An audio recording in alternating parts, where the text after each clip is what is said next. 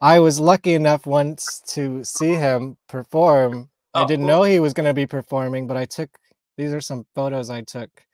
Oh, great. It was 2004 at the Bowery Ballroom with Awesome. Buckethead. No way. Yeah, and he kind of just like took over the show. Yeah, you know, Buckethead used to do this thing where he had a place on I feel like it was near like the Hell's Angels. The Bucket had a place on maybe like East 4th Street between Really? He lived in New York? at least part of the time, because he Huh. had a storefront that had a little window that the windowsill was like a foot long. It was like, you know, recessed or whatever. And he put a little light in there, and he would play his music and like sort of air guitar to it with Wow. This is a Buckethead story I've never heard before. It was unbelievable, and I saw him do it multiple times. I was just walking by, and one of the times I was like showing a friend around, and I was like, yeah, and it had like a little thing, a little plaque, and it said like the Buckethead or something like that. Wow, I've never heard that about him.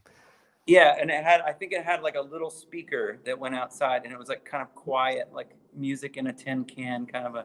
Did you know him at all? I didn't. I did not know him, but those performances I saw him at somewhere else, maybe the Knitting Factory, maybe the old Knitting Factory. Oh, actually, you know what? I might have seen him also at. I don't know if he played. No, he might.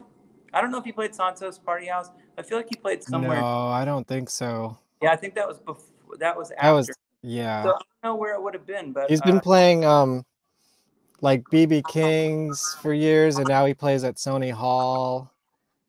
But before that, he was at Bowery Ballroom a bunch of times. Cool.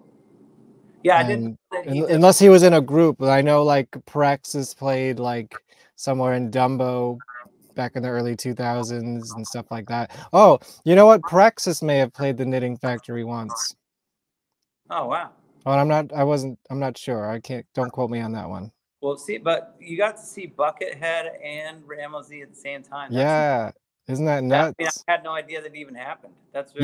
He just like, I mean, it was a Buckethead show, and I guess he just showed up with his costume, and like, I mean, if you show up to a Buckethead show and you're friends of the Bucket, you know, he just throws you on stage, I guess. That's pretty wild. I mean, well, obviously Ram planned it out because he's wearing the full costume. Yeah. Sometimes he would put on his costumes and just roller skate around town, so you never. That's great.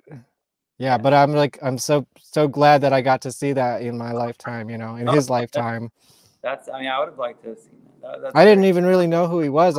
I kind of recognized the costumes because of the Praxis video, but I didn't really know who he was. This was back in 2004, so like almost 20 years ago. Yeah. Wow, that's very cool that you saw that just randomly. Yeah, and so those are pictures that I took. Like, share, subscribe.